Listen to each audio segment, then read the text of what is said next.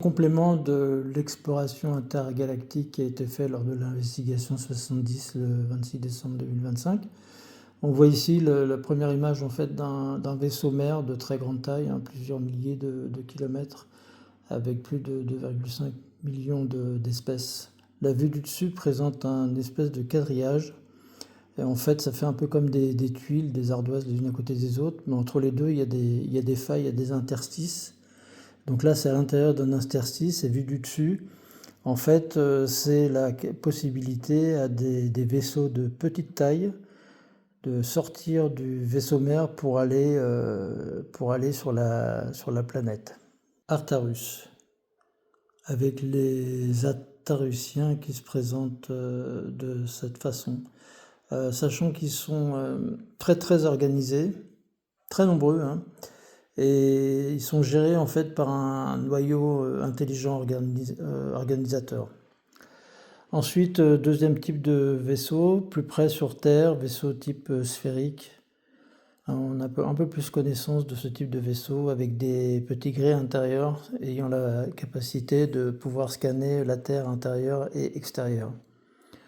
Vient ensuite, provenant d'un vaisseau mère, un vaisseau en flèche d'observation de nature insectoïde à l'intérieur, avec la même capacité de scan pour suivre ce qui se passe sur la Terre.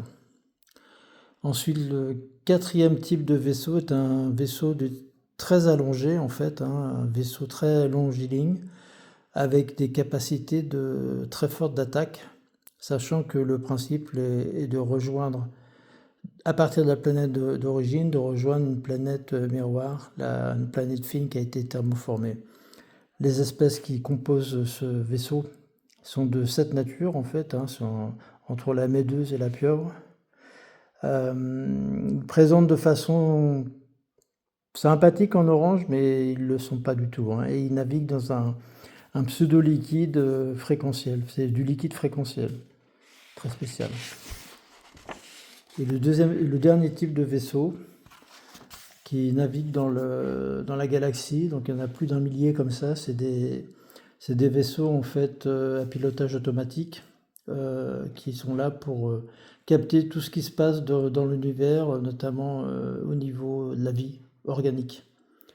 Et à l'intérieur, c'est très très vide. Il y a des étoiles en fait sur les bords quand on est à l'intérieur, avec au centre un complexe de gestion à la fois d'énergie et en même temps de gestion de tous les échanges qui doivent se faire au niveau du cosmos, c'est-à-dire l'envoi des données.